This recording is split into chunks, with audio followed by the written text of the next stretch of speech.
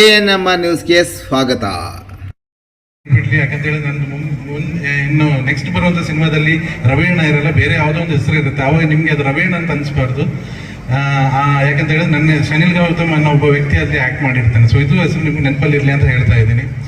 So ನನ್ನನ್ನ ಈ ವೇದಿಕೆಗೆ ಕರೆದು, ಅಂದ್ರೆ ವಿಕ್ರಮ್ ಶಾಲೆ 16ನೇ ವರ್ಷದ ವಾರ್ಷಿಕೋತ್ಸವ ಆನ್ಯುವಲ್ ಪ್ರೋಗ್ರಾಮ್ ಏನಿದೆ ಅದಕ್ಕೆ ಕರೆದು ನನ್ನನ್ನು ಈ ವೇದಿಕೆಗೆ ಮೇಲೆ ನಿಲ್ಲಿಸಿ ನನಗೆ ಈ ಗೌರವ, ಈ ಪ್ರೀತಿ ಕೊಟ್ಟದಕ್ಕೋಸ್ಕರ ವಿಕ್ರಮ್ ಶಾಲೆ ಎಲ್ಲ ಸ್ಟಾಫ್, ಟೀಚರ್ಸ್, ಇನ್ಸ್ಟಿಟ್ಯೂಷನ್ ಮೆಂಬರ್ಸ್ ಎಲ್ರಿಗೂ ನಾನು ಆಭಾರಿಯಾಗಿದ್ದೇನೆ. And thank you for calling me here sir. And ನನ್ನ ಅಂದರೆ ನಾವು ಬಂದದ್ದು ಇಂಥ ಒಂದು ಸ್ಟೇಜಿಂದಾನೆ. ಅಂದರೆ ಹೇಳಿದ್ರೆ ಸ್ಕೂಲ್ನವ್ರು ಮಾಡ್ತಿದ್ದ ಆ್ಯನ್ಯುವಲ್ ಪ್ರೋಗ್ರಾಮ್ ಆಗಿರ್ಬೋದು, ಎಲ್ಲೋ ಅಥವಾ ಕಲ್ಚರಲ್ ಪ್ರೋಗ್ರಾಮ್ ಆಗಿರ್ಬೋದು, ಅದರಲ್ಲಿ ಪಾರ್ಟಿಸಿಪೇಟ್ ಮಾಡಿನೇ ನಾವು ನಮ್ಮ ಒಳಗಿರೋ ಒಂದು ಕಲಾವಿದನ ಬೆಳೆಸಿದ್ದು. ಆ್ಯಕ್ಚುಲಿ ಅಂದರೆ ಸಣ್ಣವನಿರ್ಬೇಕಾದ್ರೆ ನನಗೆ ಕೃಷ್ಣನ್ ವೇಷ ಹಾಕಿ, ರಾಧೆ ವೇಷ ಹಾಕಿ ಸ್ಟೇಜ್ ಹತ್ತಿಸ್ತಿದ್ರಂತೆ.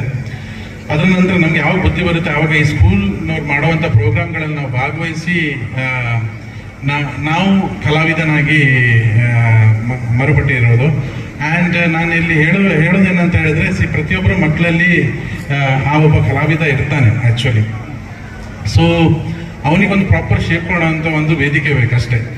ಆ ವೇದಿಕೆ ಸಿಕ್ಕಿದಾಗ ಆ ಮಕ್ಕಳು ಕೂಡ ಅದನ್ನು ಪ್ರಾಪರಾಗಿ ಯೂಸ್ ಮಾಡ್ಕೋಬೇಕು. ಯಾವಾಗ ಅದು ನಮ್ಮ ಪ್ಯಾಷನ್ ಅಂತ ಅವರಿಗೆ ಅನ್ಸುತ್ತಾ ಆವಾಗ ಅದು ಡೆಫಿನೆಟ್ಲಿ ಅದೇ ತೋರಿಸುತ್ತೆ. ಯಾಕಂದರೆ ವಿದ್ಯಾಭ್ಯಾಸ ಹೇಗೆ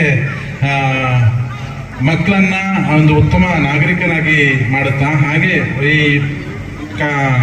ಕಲ್ಚರಲ್ ಪ್ರೋಗ್ರಾಮ್ಸ್ ಇದು ಕೂಡ ಒಬ್ಬ ಉತ್ತಮ ಕಲಾವಿದರನ್ನ ಅವನ ಒಳಗಡೆ ಜೀವಂತವಾಗಿ ಇರಿಸುತ್ತೆ, ಹಾಗೂ ಅವನನ್ನು ಬೆಳೆಸುತ್ತೆ ಕೂಡ. ಸೊ ಇದರಲ್ಲಿ ಇಂಟ್ರೆಸ್ಟ್ ಇದ್ದವರು ದಯವಿಟ್ಟು ನೀವು ಎಜುಕೇಶನ್ ಇದ್ರ ಜೊತೆಗೆ ಬೇಕು, ಅದ್ರ ಜೊತೆಗೆ ಇದನ್ನು ತುಂಬಾ ಸೀರಿಯಸ್ ಆಗಿ ಫಾಲೋ ಮಾಡಿ. ಯಾಕಂತ ಹೇಳಿದ್ರೆ ಒಬ್ಬ ಸಕ್ಸಸ್ಫುಲ್ ಪರ್ಸನ್ಗೆ ಮೂರು ಸ್ಟೇಜಸ್ ಇದೆ ಈ ಎಜುಕೇಶನ್ ಪ್ರಾಸೆಸ್ ಅಲ್ಲಿ. ಒಂದು ಎಜುಕೇಶನ್, ಒಂದು ಸ್ಪೋರ್ಟ್ಸ್, ಒಂದು ಕಲ್ಚರ್. ಸೊ ಈ ಮೂರಲ್ಲಿ ಯಾವ್ದಾದ್ರು ಒಂದು ಕೂಡ ನಾವು ಪ್ರಾಪರ್ ಆಗಿ ಆಯ್ಕೆ ಮಾಡ್ಕೊಂಡು ಅದನ್ನ ಫಾಲೋ ಮಾಡ್ಕೊಂಡು ಹೋದ್ರೆ ಡೆಫಿನೆಟ್ಲಿ ಅದರಿಂದ ನಮ್ಮ ಸಕ್ಸಸ್ಫುಲ್ ಜೀವನಕ್ಕೆ ತುಂಬಾ ಹೆಲ್ಪ್ ಆಗುತ್ತೆ.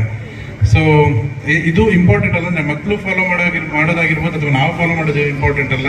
ಅದ್ರ ಜೊತೆಗೆ ಇಂಥ ಒಂದು ಇನ್ಸ್ಟಿಟ್ಯೂಷನ್ ಅದಕ್ಕೆ ಬೆನ್ನೆಲುಬಾಗಿ ನಿಂತು ಅವರು ಒಂದು ಇಂಥ ವೇದಿಕೆ ಕಲ್ಪಿಸಿ ಕೊಟ್ಟರೆ ಮಾತ್ರ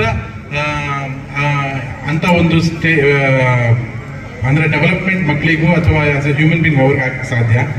ಆ್ಯಂಡ್ ನಾನು ಈ ಕ್ಯಾಂಪಸ್ ನೋಡ್ಬೇಕಾದ್ರೆ ನನಗೆ ತುಂಬಾ ಅದ್ಭುತ ಅನಿಸ್ತು. ಯಾಕಂತ ಹೇಳಿದ್ರೆ ಬ್ಯಾಂಗ್ಳೂರಿಂದ ಇಷ್ಟು ದೂರ ಒಂದು ಇಷ್ಟು ದೊಡ್ಡ ಕ್ಯಾಂಪಸ್ ಅನ್ನ ನಿರ್ಮಿಸಿ ಇಷ್ಟು ಮಕ್ಕಳಿಗೆ ಎಜುಕೇಶನ್ ಕೊಡ್ಲಿಕ್ಕೋಸ್ಕರ ಒಂದು ಉತ್ತಮವಾದ ಒಂದು ವಿದ್ಯಾಭ್ಯಾಸ ಸ್ಟ್ರಕ್ಚರ್ ಅನ್ನು ಮಾಡಿರುವಂತ ವಿಕ್ರಮ್ ಶಾಲೆಗೆ ನಾನು ನಿಜವಾಗ್ಲೂ ಧನ್ಯವಾದ ಹೇಳಬೇಕು ಇಲ್ಲಿ. ಯಾಕಂತ ಹೇಳಿದ್ರೆ ಇಟ್ ಇಸ್ ಎ ವಿಷನರಿ ಒಂದು ಸ್ಟೆಪ್ ಇದು actually. Narasimhareddy is big educational institution. And ಇದ್ರ ಬಗ್ಗೆ ಸ್ವಲ್ಪ ಹೇಳಬೇಕಂತ ಅನಿಸ್ತು ನನಗೆ. ಚಿಕ್ಕಬಳ್ಳಾಪುರ ಜಿಲ್ಲೆಯ ಚಿಂತಾಮಣಿ ತಾಲೂಕು, ಇಲ್ಲಿ ಸುಪ್ರಸಿದ್ಧವಾದಂಥ ಒಂದು ವಿದ್ಯಾಮಂದಿರ ಅದು ಇದೆ ಅಂತ ಹೇಳಿದ್ರೆ ಅದು ಈ ವಿಕ್ರಮ್ ಶಾಲೆ. ಸೊ ಇಲ್ಲಿ ಚಿಂತಾಮಣಿ ನಗರ ಮತ್ತು ಸುತ್ತಮುತ್ತಲಿನ ಗ್ರಾಮದ ವಿದ್ಯಾರ್ಥಿಗಳಿಗೆ ಶೈಕ್ಷಣಿಕ ಪ್ರಗತಿಯನ್ನು ಗುರಿಯಾಗಿಟ್ಕೊಂಡು ಶಾಲೆಯ ಅಧ್ಯಕ್ಷರಾದ ಶ್ರೀ ನರಸಿಂಹರೆಡ್ಡಿ ಅವರು 2010ರಲ್ಲಿ ಈ ವಿದ್ಯಾಸಂಸ್ಥೆನ ಕಟ್ತಾರೆ, ಶ್ರೀ ಲಕ್ಷ್ಮೀ ವಿದ್ಯಾಸಂಸ್ಥೆನ ಕಟ್ತಾರೆ. ಸೊ ಅಂದಿನಿಂದ ಇಂದಿನವರೆಗೆ ಅತ್ಯಂತ ಕಡಿಮೆ ವೆಚ್ಚದಲ್ಲಿ ಹಾಗೂ ಗುಣಮಟ್ಟದ ಹಾಗೂ ನೈತಿಕತೆಯನ್ನು ಒಳಗೊಂಡಂತಹ ವಿದ್ಯಾಭ್ಯಾಸವನ್ನು ಈ ಒಂದು ಎಜುಕೇಶನ್ ಇನ್ಸ್ಟಿಟ್ಯೂಷನ್ ಕೊಡ್ತಾ ಇದೆ. It is really great. ಹನಿ ಹನಿ ಗುಡಿದ್ರೆ ಹಳ್ಳ ಅಂತ ಹೇಳ್ತಾರೆ. ಹಾಗೆ ಸಂಸ್ಥೆ ಒಂದೊಂದು ಮೆಟ್ಲನ್ನೇರಿ ಪದವಿ ಪೂರ್ವ ಕಾಲೇಜು ಮತ್ತು BEd, MBA, ನರ್ಸಿಂಗ್, ಫಾರ್ಮಸಿ ಮುಂತಾದ ಉನ್ನತ ಶೈಕ್ಷಣಿಕ ವಿಭಾಗಗಳನ್ನು ಸ್ಥಾಪಿಸ್ತಿರೋದು ನಿಜವಾಗ್ಲೂ ಹೆಮ್ಮೆಯ ಸಂಗತಿ. ವಿದ್ಯಾನಿಲಯ ಇದ್ದಂತೆ ಆಕ್ಚುಲಿ ಹೌದು, ಕರೆಕ್ಟ್.